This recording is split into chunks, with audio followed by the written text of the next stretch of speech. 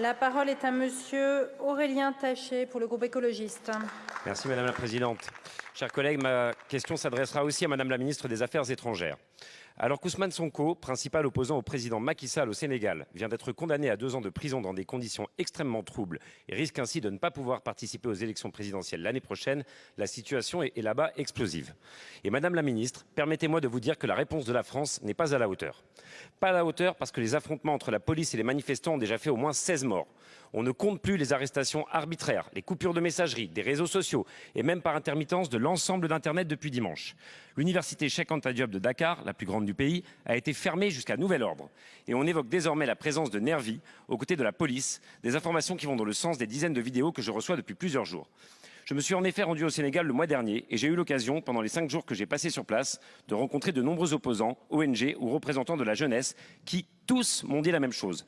Nous ne laisserons pas le président Macky Sall nous voler les élections présidentielles l'année prochaine. Pas à la hauteur non plus donc, parce que la dérive autoritaire en cours dans ce pays a désormais franchi un nouveau cap, faisant naître une forte inquiétude quant au respect de la démocratie au Sénégal.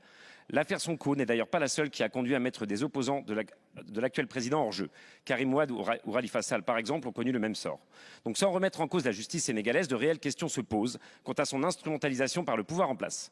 Pas à la hauteur enfin parce que dès le 27 mars dernier, je vous avais écrit, Madame la Ministre, un courrier sur la situation politique inquiétante au Sénégal. Dans une réponse reçue jeudi dernier, vous m'avez indiqué que le gouvernement français serait attentif à la préparation et au déroulement du processus électoral à venir dans ce pays. Pourtant, malgré la tournure extrêmement grave qu'ont pris les événements ces derniers jours, ni vous, ni le président de la République, à qui j'ai écrit aussi, n'ont réagi.